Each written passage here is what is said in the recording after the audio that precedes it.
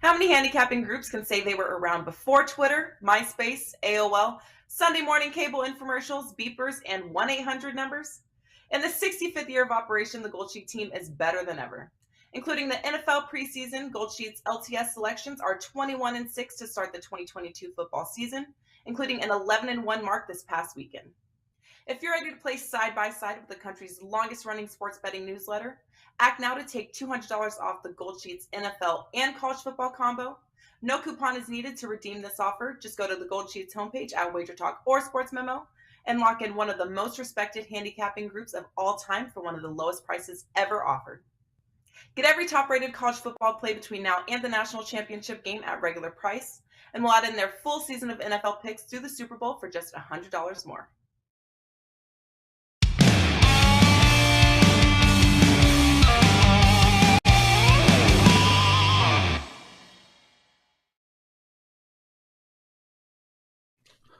Welcome, everybody, to Wager Talk Today. I'm Lawrence Presman, that handsome old guy. He's Teddy Covers. You're watching the best daily sports betting show on the planet. Teddy, we got a good show today. It's a lot of football talk. Adam Trigger joining us right off the bat. We're going to speak UTEP and New Mexico. He's going to also look at the Texans and Broncos game. We got the Irishman, Kevin Dolan, coming on. He's going to look at the Triple G Canelo Alvarez fight. That's a big, big fight, Teddy. And also Ohio versus Iowa State. Iowa State is going to score at least 3 points in that game. I got a really good feeling. And, of course, Kelly Stewart. She's going to look at Thursday night football game. Kansas City versus the Chargers. My brother, let's get right into it, dude. I got golf today. I got a hard stop. I'm in a great mood. What did we learn in the wonderful world of sports betting? Well, we got to talk NFL Survivor. All right. Now, Prez, you and I. Yeah. Because the company bought an entry for us. Wager Talk paid $1,000 so we could talk about it all year. And then, of course, we got bounced week one. So, nonetheless, we want to give the company their money's worth for the $1,000 buy-in that they got for us. And I'm sure there are many folks out there that are still live in Survivor, even though more than half the field at Circa Survivor was eliminated in week one. So, Prez, you mapped out the season prior to our week one entry that ended up, in a sense, killing us because we wanted to save Baltimore for later, which is what you're supposed to do. You're supposed to save the best teams as long as you can and play the weakest squad that will win early on, in theory. So we look at the choices this week. And basically, when you talk about choices, I'm talking about any favorite, let's say -5 or higher. You have the Browns versus the Jets, the Rams versus the Falcons, the 49ers versus the Seahawks, the Bengals versus the Cowboys, the Broncos versus the Texans, the Raiders versus the Cardinals, the Packers versus the Bears, and the Bills versus the Titans. This isn't one of those weeks where there's, oh my God, there's only one or two choices. Everyone's going to be on them. Yep. There's lots of choices this week. So, Prez, Browns versus the Jets. In my mind, that's one you might want to consider just because Cleveland is a team. Yep. Just Cleveland's a team you're not going to use. They don't have many opportunities to use Cleveland, and that saves all your good teams.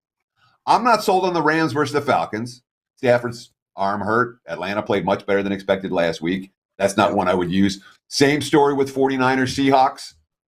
San Francisco, not a team that I'm comfortable and confident with on the level to say, yeah, I'm going to use them in Survivor. Bengals, Cowboys stands out to me. That's one. Dallas is gone. Dallas' season is ruined, and they know it. Cincy was -5 in turnovers last week. Cincy is absolutely a team I would look this week. Broncos, Texans. Texans played better than expected. Broncos worse than expected last week. That's not one that I would necessarily use. Raiders versus Cardinals. Again, one of the weaker squads in theory that you can back this week. Does Arizona have a good game in them? Maybe. I don't trust the Packers versus the Bears. Not even a little bit. Let's see Green Bay look decent before we bet on them. I'm not convinced this year is like last year and they're going to bounce back from that week one blowout loss. And, of course, maybe the Bills on Monday night. The Bills, to me, is certainly look like the best team in the NFL, and I want to back them in games like this. So to me, Buffalo or Cincinnati stands out. You like Cleveland, Prez? Anyone else that stands out to you? Yeah, listen, Teddy, let's just talk macro for a second because you jumped right into the micro of this. I'm actually really good at Survivor. I've won a bunch of Survivor pools. I've never won one at the Circa, but I've won thousands of dollars playing Survivor. Last year in the Circa, I went all the way to Christmas. The year before, the same thing. So I feel like I have a good grasp of Survivor. Look, I lost this year. This year, Teddy, was not the first time I've lost in week one. First ever Survivor, ever. I took Miami. They were minus 10.5. This was years ago. And I was out in week one. But let's stay on point and talk about what your macro perspective is going to be. Yes. Yeah. From a macro perspective, it's like when someone asks me, what do you do if you have kings and he raises? Who's he? Where are you sitting? What's the chip stack count at? This is not about just picking a team for this week. It's like what you said. I mapped the year out. And the bottom line is, and especially in a Survivor, even with 2,000 people, 3,000 people knocked out, there's still over 2,000 left. You want to win the Survivor, you got to take your chances early, not late. Late is where you're going to lose. Cleveland this week from me, Teddy. So the first concept is map the season out. Don't just isolate it down to how am I going to get through this week? And the second concept is pick against teams, not on teams. I really firmly believe the New York Jets suck. And I'm going to look to take those middle pack teams when they can play the New York Jets. That way I can still keep the big boys. You know, you look at Cincinnati. I don't want to take a road team, Teddy. I understand I took one. I took one last week, mistake last week, flat out, and it happens. But I'd rather take a home team. I'd rather play against Let me jump in real quick there, Lawrence, because this home road thing to me doesn't make any sense.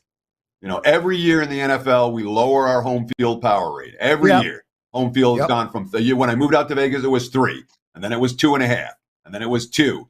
There's lots of teams now I'm using 1s for home field advantage for right now. So I'm very curious why you would say, "Oh, I don't want to." When all 3 of your Survivor picks last week were road teams. You know what? I'm really glad you brought that up, Teddy, because me and you look at everything through an ATS lens. That's how we are bettors. We're not fans. And when you look at it from that, when you're looking at lowering, is it 2 points? Is it 1 point for home field advantage? I get it. However, when push comes to shove and you get rid of the gambling aspect in every sport, in every league, no matter what, the majority and the massive majority have a better home record than they do an away record in a win-loss environment. So from a betting perspective, make your home field anything you want, whatever you're comfortable with. But from a non-betting perspective, which is what Survivor is, the fact of the matter is home teams win more games. With that said, in the NFL, it's slightly different. And I did take a road team last week. I would go with Cleveland this week. I want to keep playing against the Jets, and I want to keep saving. If I'm still in Survivor, I'm going to need Cincinnati later on. I'm going to need Green Bay. I'm going to need the Rams. I'm going to need, Denver. Let's get Cleveland out of the way. They're playing the Jets. That's how I feel. Let's see what Adam Trigger has to say. Nice segue. What do you think? I mean, Teddy, you're talking to the guy that finished 23rd last year in Circa and went out with the Jaguars because of basically what Prez was saying. We kind of backed ourselves into a corner a little bit. It was the week where the Eagles were playing what's now known as the Commanders, and the game got moved to Tuesday night because of COVID, And because of their rules, we just couldn't. And what they did the year before to Steelers-Ravens, if it goes to Wednesday, you're automatically out. So we wanted to use the Eagles. Something unforeseen happened, pushed the game till Tuesday, and we had to lock in our pick by Saturday, and we just couldn't trust that it wouldn't get pushed off. So all we had left was the Jaguars at home against the Texans as a 6-point favorite, and it didn't work out. So yeah, I agree with Prez. You play to win the thing, right? Like you have to. You're going to have to take some chances earlier. Yeah. I don't know if that doesn't happen, if we would have made it to the end, or if we should have done things differently. Of course, the whole pushing the Eagles game off kind of was like unforeseen, but yeah, you don't want to get to week 13, 14, like we were 23 people left in the contest and have to roll with Jacksonville at home. So plan ahead. And Adam, really, I can't stress this enough, guys. You play Survivor to win. And frankly, if you do lose early. I mean, who wants this crap on your head all year? It's hard work coming up with these Survivor picks, especially later on in the season. And more importantly, it's a shit ton of stress. Either win it all or get that hard work and stress out of the way as fast as humanly possible. I got a quick question for you guys, because it's Survivor related. Chris Thurston and I split 5 entries in Survivor. We had 2 on the Ravens, 3 on the 49ers, so we're out with 3 of them. But it's like 60% is the field out. Or would you rather have 60% of the field gone, or all 5 of your picks? All 5 of your picks still with everyone in, or 60% of the field gone with 2 picks? No, so that's a really interesting question, Adam. I never pay attention to the field. All I'm trying to do is keep my teams moving forward. I would much rather have 5 teams in and the entire field still available but I understand what you're saying, and it is an interesting question. However, when you get down to week 14, 15, 16, 17, I'd rather lose a few teams along the way and keep some and have half the field constantly lose. But at the beginning of the year, I want all 5 teams. Teddy? Yeah, I was just saying it's probably time to start getting into some game analysis with Adam Trigger. Prez doesn't want to bring us there, so I'll have to bring us there. And Adam, you wanted to open up the show with a riveting college football matchup, UTEP and New Mexico. Looking at that WagerTalk Live odds screen right now, I'm seeing UTEP as short road chalk as soon as I can find the game. What are those rotation numbers when you need them? UTEP -2.5, total 38.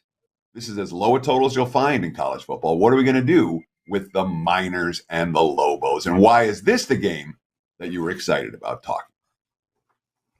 Well, Teddy, I wanted to talk about this game because I talked about UTEP on WagerTalk Today a couple weeks ago.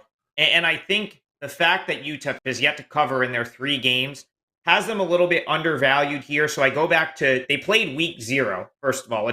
They were one of the teams that played probably one of the most meaningful games of week 0. It was a conference game against North Texas. And it was a game where I really felt like they outplayed North Texas in the first half. They outgained them by a significant margin, but they just could not punch the ball in the end zone, and they lost. They ended up getting shut out in the second half of that game. The game I came on WagerTalk Today and gave out was UTEP plus 31.5 against Oklahoma. That game went almost exactly as I said it would. I think I said 48-20 on this show. It was 45-13, and UTEP threw a pick, 1st and 10 on the Oklahoma 23 at the end of the game. So going in to potentially, get the money and land kind of where I expected it to. It didn't work out. It landed 32, Teddy. I lost it by a half a point. Last week, UTEP leads 17-0 at halftime. And they just go to sleep in the second half to the point where New Mexico State's driving to potentially tie that game. With all that being said, I don't think that last week's game against New Mexico State really tells the story. I really think UTEP had that game in control far more than it looks. And I go to New Mexico. They play Boise State last week. They had a 69-yard pass play and a 100-yard kick return, and it was essentially all the offense they created all game. They barely moved the ball. 123 total yards and 8 first downs for New Mexico last week. They've got LSU next weekend, Teddy, and that's got to be a big deal to the kids.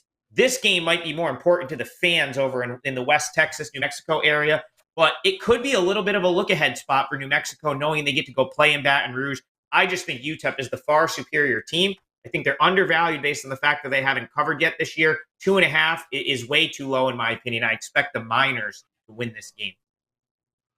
So Teddy, I don't disagree with your assessment about UTEP being an undervalued commodity, but I mean, are you really comparing UTEP's defense to Boise's defense and saying that New Mexico can't move against Boise, therefore they can't move against UTEP? Because my power ratings show a pretty significant differential between those two Ds.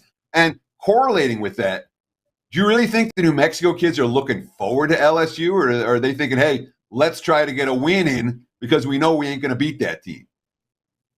So, Teddy, I'll answer these real quick. No, UTEP is not the same caliber of defense as Boise, but they're a veteran defense with their front four pretty much entirely back, a decent pass rush. So I still give UTEP credit on the defensive side of the ball. Do I think New Mexico is looking ahead to LSU like this is a big game? Maybe not necessarily, but there's no question that some of those kids are going to be excited to go to Baton Rouge and play. So I do think that there's an anticipation factor where they come off the Boise game, they have LSU coming up. It could be a little bit of a flat spot for New Mexico, and I just think UTEP's the better team, so I would lay the 2.5 there. Adam Trigger joining us, everyone. You can find him at WagerTalk.com. He's an exclusive handicapper to us. He's also on many, many incredibly fun and informative shows. Before we get into the next game, Houston against Denver, I just want to make mention, WagerTalk not only has an app that you guys can download, but we now are extremely active on TikTok. Adam Trigger is doing a bunch of TikTok videos. Andy Lang is doing a bunch of TikTok videos.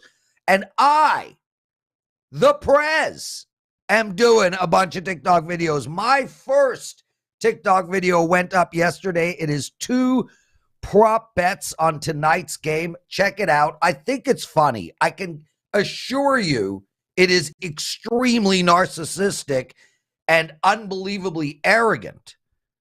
But I'm hoping it's slightly funny as well.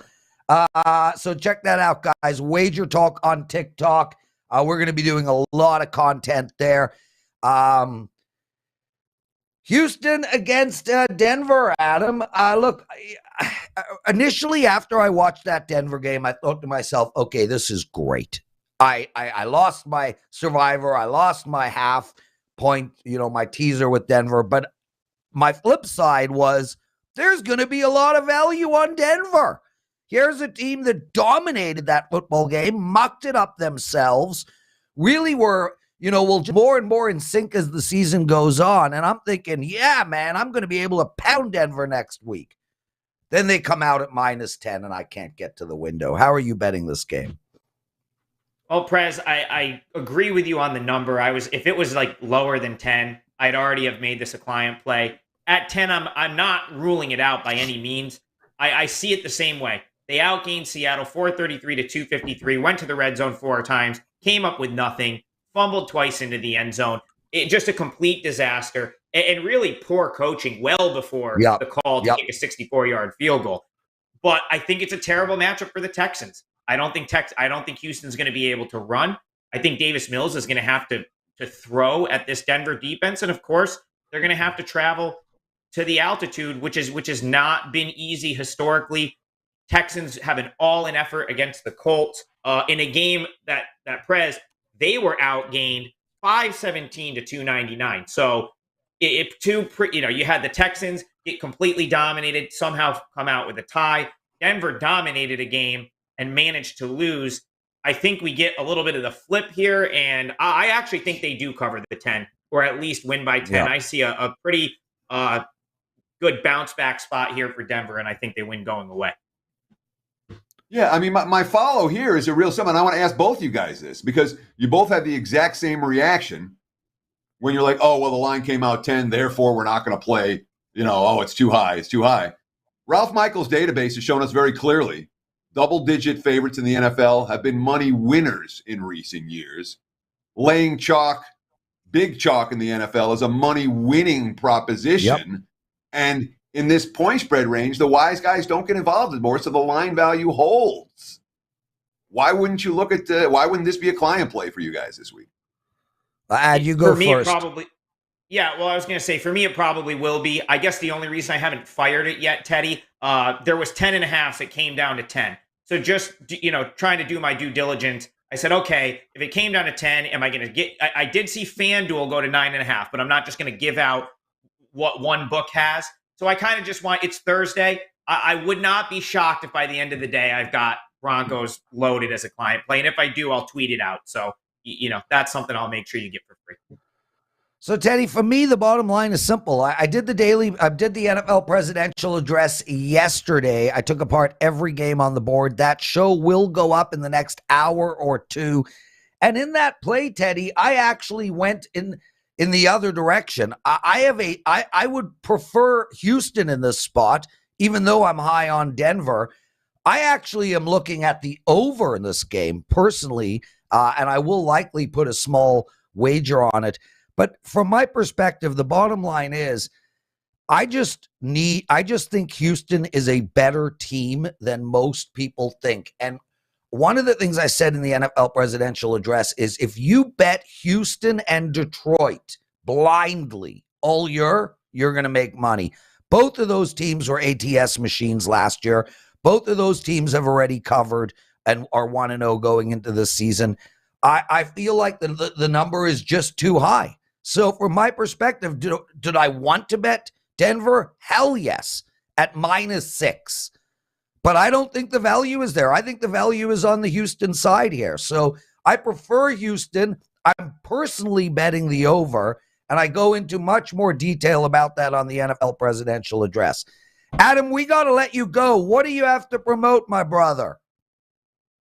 Right now, I've got my entire NFL and college football season. I went 6-1 last weekend, 3-0 in the NFL. So off to a great start there. The whole thing is up, and there's a $200 discount. So go over to the deals page, WagerTalk.com. There's a ton of good deals for all the handicappers. But you can get my NFL college football season, $200 off, and that'll be up, I think, for another week or two. So, take advantage of that now. Yeah, and guys, Adam started off incredible in NFL and college football, but as well, baseball. Adam's up like close to 70% ROI in baseball as well. So all sports that are currently going, he's rolling in. Adam Trigger, everyone. Teddy, get your chops ready. Big game breakdown, the Irishman, and Kelly Stewart. Stay with us, everyone.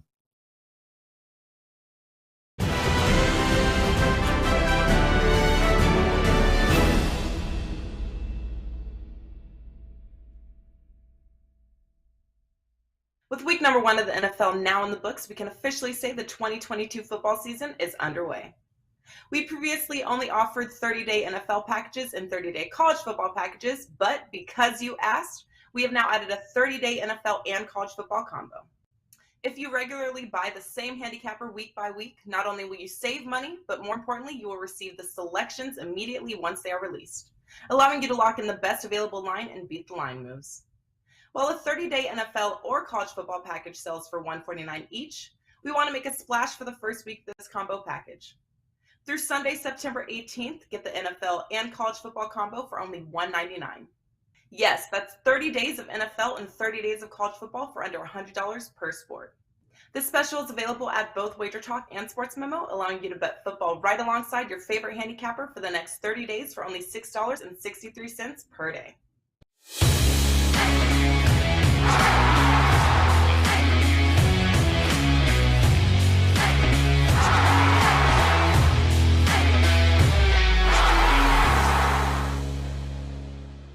It is time for today's big game breakdown. Let's take a look at the NFL for Sunday. The Miami Dolphins and the Baltimore Ravens. Looking at that WagerTalk Live odds screen, I'm seeing Baltimore -3.5, total 44.5. I'm going to focus on the total for today's big game breakdown. Look, neither one of these offenses clicked week 1. All right, Miami couldn't run the football. They finished with 5.2 yards per play. It wasn't an explosive game. Yeah, Tyreek Hill was a monster, but he was contained downfield. Baltimore They gained 4.8 yards per play. Oh, sorry, they gained 5.2, held the Jets to 4.8 in that ballgame. They, too, could not run the football, only 3 yards per carry for the Ravens in that contest. Baltimore, of course, playing without their starting left tackle and their backup left tackle and their big play running back in J.K. Dobbins. So certainly concerns for these two offenses right now. Here's a great quote from Dolphins head coach Mike McDaniel after they held New England to a single touchdown this past weekend. They had a defensive TD, they had an interception, they had a forced fumbles. The defense dominated that game. Quote, I told the team, this is still the defense's team until proven otherwise. And they valued that. That was important to them when they heard that. They wanted to prove me right, and they sure did. So Miami's certainly taking a defensive approach. Here's a quote from John Harbaugh talking about, hey, Lamar Jackson didn't put up huge numbers last week. The offense didn't really click that well last week. Harbaugh's quote, he played a patient, veteran quarterback game. He was in control of everything. Jackson, quote, it was us feeling it out there. We're just getting back into the swing of things. So Harbaugh is very comfortable with a low-volume offensive approach, a dink-and-dunk approach. Miami's playing defense and is thinking of them as a defensive-minded team. And the total sitting here at 44.5. Neither one of these two teams allowed their opponents to score 10 last week. I'll take the under between the Ravens and the Dolphins. There's your big game breakdown. Back to you, Mr. Prez. Yeah, I am so with you on that, Teddy. And I lean on Miami as well, plus the 3.5. Let's bring Kevin Dolan in. Kev, it's always great to have you. How are you, my brother? How's the football season treating you so far? Yeah, pretty good, Prez. We went 6-1 over the opening 2 weeks in college football, 2-1 in NFL as well, so no complaints there. But, obviously extremely excited for this weekend's big fight, Oh, yeah, Teddy and I definitely do know. Well, let's get into it, man. Triple G against Alvarez. The trilogy ends Saturday night. I don't even know the lines. I am out the loop. I admit it. I'm just going to shut up and hand the mic over to you, bro. Yeah, well, Canelo goes in as the big favorite here, minus 500 at most books. But, this is going to be a great fight. Look, both of these guys, don't like each other. Not surprising after sharing the ring for 24 rounds previously. Because, look, there's narratives on both sides. Triple G feels he's been cheated out of the victory twice now. Canelo feels, he hasn't quite got the credit he deserves after those 2 official decisions as well. So both fighters with a chip on their shoulder ahead of this one. And, both out to make a statement, win this weekend, and, finally end this rivalry once and for all. No more kind of dodgy decisions. So in terms of, the narrative, as we said, Triple G definitely looks like a faded version of himself over his last few fights. Arguably lost the Derevchenko fight. Murata hurt him to the body a few times as well. So, when he's facing a fighter in Canelo this weekend, look, he's in his absolute prime right now. I know he lost his last fight. We were on here picking Bivol in that one. But, he's at his max strength here, undisputed at 168. This is where this fight's taking place. But I believe that's a weight that'll suit Triple G as well, even though he's coming up. I don't think this is, I don't think that'll be an issue for him here. But I don't think this fight, Canelo's heavily favored by the books. Most people I'm talking to at least think Canelo's going to win fairly easy. But I don't think it'll be the slam dunk type of affair most people assume it will. If we go back to the championship rounds of the second fight, and that's the fight that'll be key here in this one. That's the one that's more likely to be followed. Triple G started to put combinations together around rounds 10 through 12. He started hitting Canelo with 4, 5, 6 punch combinations that were connecting with so much regularity over the final 3 rounds that Canelo's trainer, A. Reynoso, was, really starting to look concerned in that corner. That combination strategy was something we saw again in the Bivol fight back in May. Canelo absolutely steamed his way to the 168 division to pick up all the belts. Guys like Callum Smith, his arm was all busted up from the first round. He couldn't throw punches. Billy Joe Saunders, a mover kind of pot shotter. Caleb Plant, mover pot shotter as well. None of those guys presented a framework of sitting at mid-range and ripping off those 5, 6, 7 punch combinations against Canelo. And, Canelo simply can't deal with that level of volume in fights. He's got that spaced high guard of his that allows him to counter opponents so effectively. He can see the punches coming, but that's rendered fairly useless against fighters who can employ a high-pressure volume style like Bivol used against them, like Triple G using those championship rounds as well. And, guys who can land kind of straight down the pipe with, sharp, crisp punches. It's why I would favor David Benavidez, for example, in a potential Mexican clash against Canelo as well, if those two were ever to fight. So that's the blueprint on how to beat Canelo. Obviously, you can take the blueprint, rob the Panama Bank. You still have to do it. That's the problem when you're trying to fight Canelo. But Bivol proved in their last fight it's definitely doable. And for people saying it was just a size issue in that fight, Bivol's just a bigger guy. Bivol said quite happily, look, I'll come down to 168 and take all your belts. It's the style that Canelo has the problem with, not the size. So, can Triple G, he was the one who started this combination punching at the end of that second fight. Can he redo it here? Bivol obviously perfected it, because at 40 years of age, can he pull it off at this stage? Look, every fighter usually has one last great performance in them. We've seen Marquez knock out Pacquiao at 38. Joe Frazier rolled back the years in the Thrill in Manila. And one of the greatest middleweight trilogies ever, Tony Zale, Rocky Graziano, pretty much same 9-year age gap. Zale was 35 years of age at the time of the trilogy fight. People didn't give him a shot, but he stopped Graziano in 3. So that is the question here. Look, does Triple G have one last great performance left in him? Because if he does, he can win this fight. And while I am expecting a far stiffer test for Canelo this weekend, at least than what many people are suggesting, ultimately, I don't think he'll quite have enough. He has slowed down a bit. So I see Canelo winning this one by decision yet again at plus 105. Quite happy to be proved wrong. But look, this should be another great fight to cap off what's been an absolutely fantastic trilogy between the pair. Canelo by decision. Kevin Dolan says that's where your money should be for the big fight in Las Vegas on Saturday night at the T-Mobile Arena. Kev, let's shift our focus to college football for this weekend and talk about Iowa State and Ohio U. We've seen nothing but money for the dog in this one. Opened 21, 22. Now we're looking at 18s across the board. Total 47.5/48. What are you going to do with the Cyclones and the Bobcats? Well, I agree with that move, Teddy. I'm going to take a piece of the Ohio Bobcats in this weekend to cover on the road against Iowa State. Absolutely, massive win for the Cyclones last week, obviously, against in-state rivals Iowa.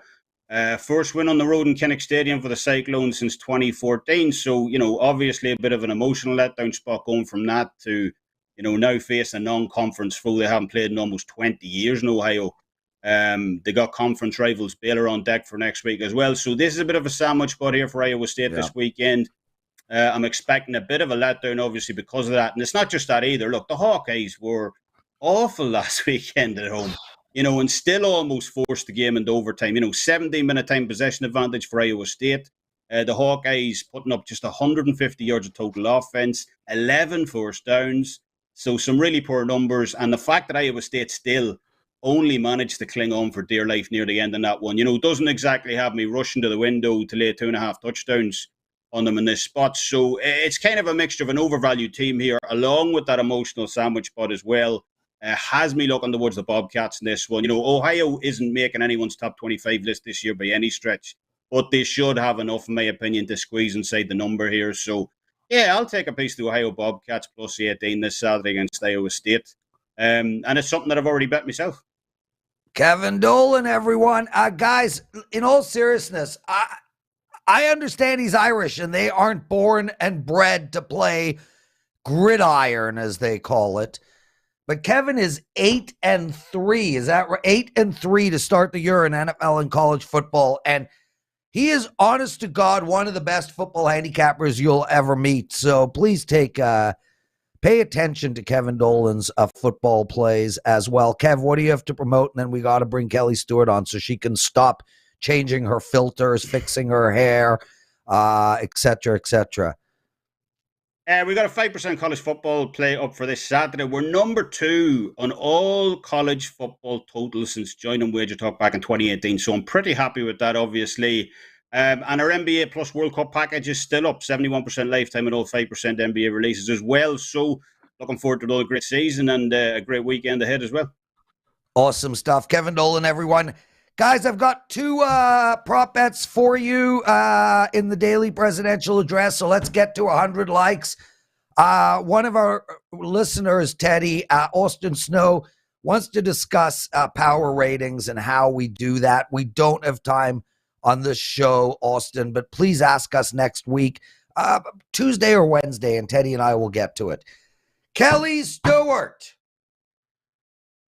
Oh, we need 1 second. Kelly is rolling through her filters. Teddy, it's quite... Why don't I talk about power ratings for a minute, Lawrence, since someone asked a question about it. Instead of pushing it back to next week, I'll happy to give you a primer on power ratings real quick.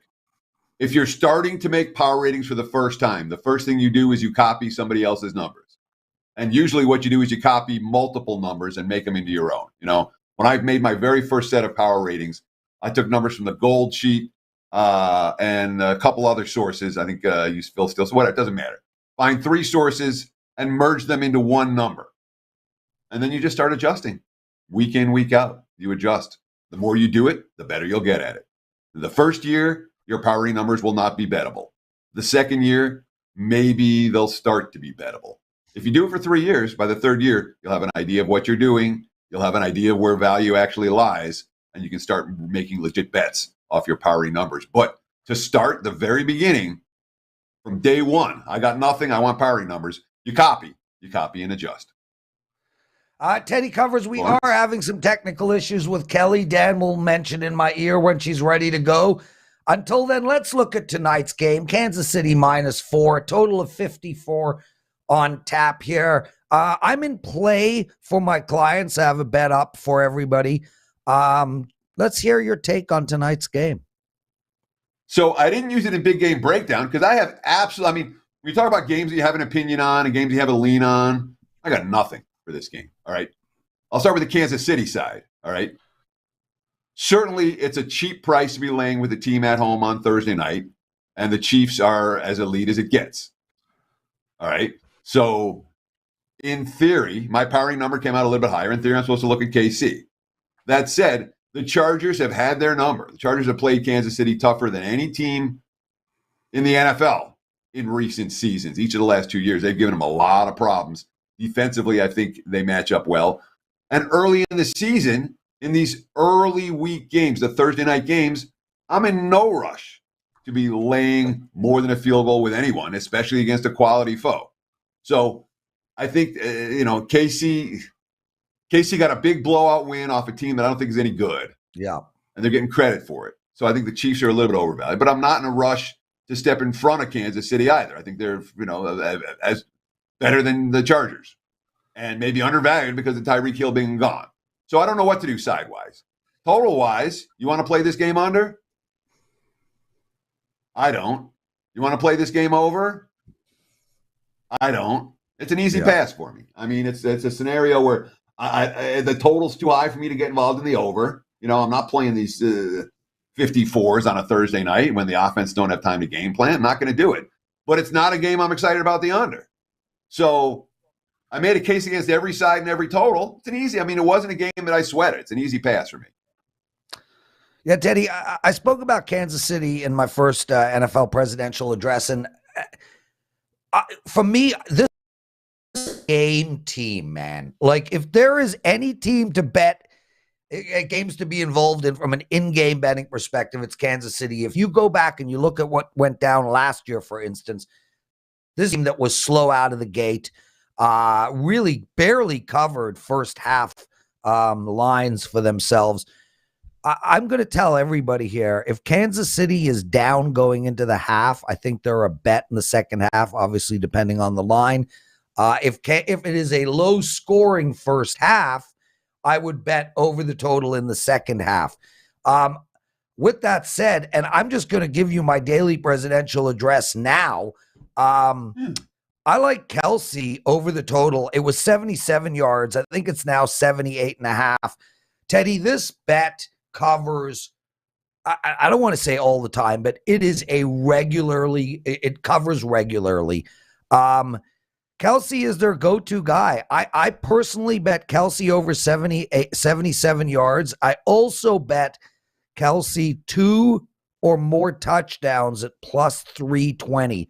Now, it is square, man, but I have been betting this Kelce over the total for ages, and it's a winning bet on a regular basis. So I would definitely look at that bet myself. Dan, do we have Kelly? No Kelly. Okay, well, let's Kelce. Go ahead, Teddy. Kelce had 121 yards and a touchdown last week. All right. You talk about how this is a guy who you've made a ton of money with over the years. You made a ton of money with. Is Travis Kelce, we talk about the value concept, and I tend to stay away from guys like Travis Kelce because it's as public as it gets. From a value standpoint, all of those previous cashes are factored in to this week's number. Don't you think that's a little bit high? Do you think if you bet Kelce over every week this year, you're going to cash like you did last year? Yes, I do, Teddy.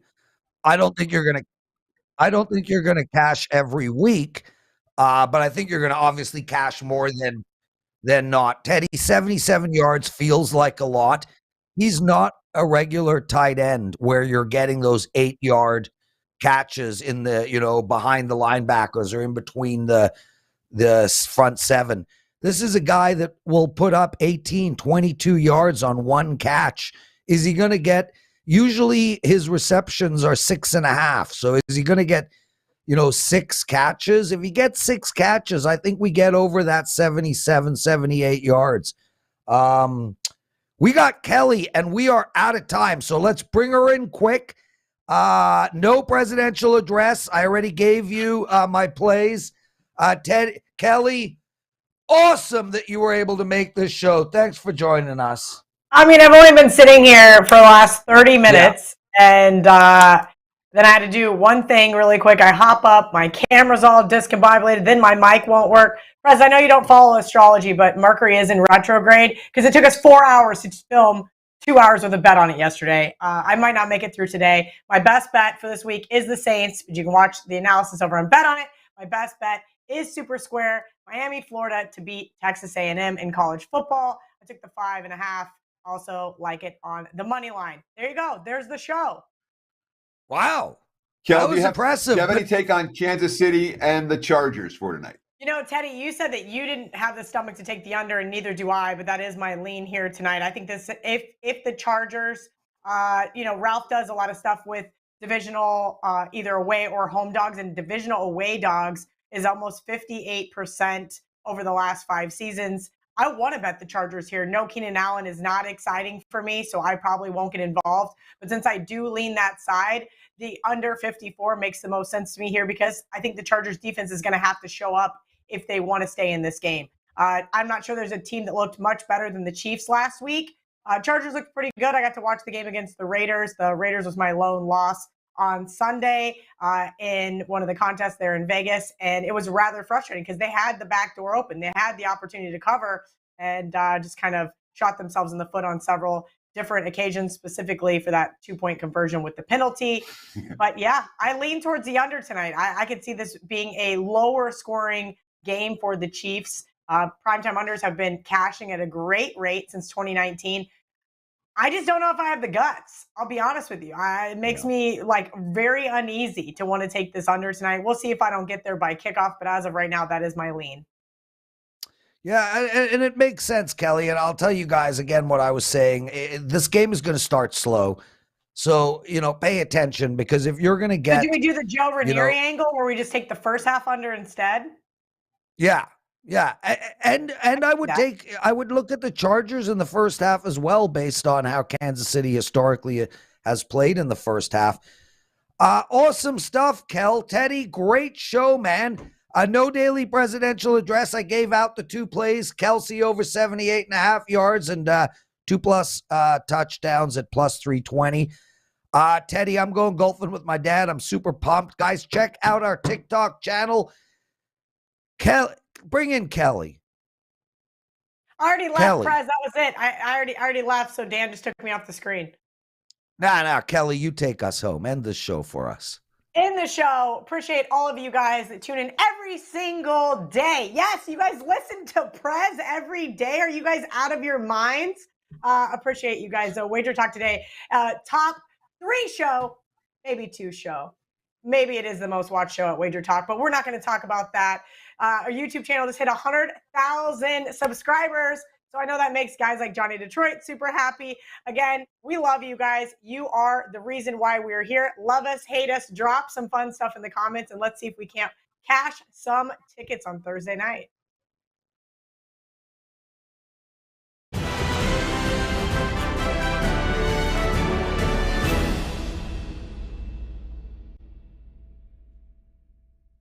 With week number 1 of the NFL now in the books, we can officially say the 2022 football season is underway. We previously only offered 30-day NFL packages and 30-day college football packages, but because you asked, we have now added a 30-day NFL and college football combo. If you regularly buy the same handicapper week by week, not only will you save money, but more importantly, you will receive the selections immediately once they are released, allowing you to lock in the best available line and beat the line moves. While a 30-day NFL or college football package sells for $149 each, we want to make a splash for the first week of this combo package. Through Sunday, September 18th, get the NFL and college football combo for only $199. Yes, that's 30 days of NFL and 30 days of college football for under $100 per sport. This special is available at both WagerTalk and Sports Memo, allowing you to bet football right alongside your favorite handicapper for the next 30 days for only $6.63 per day.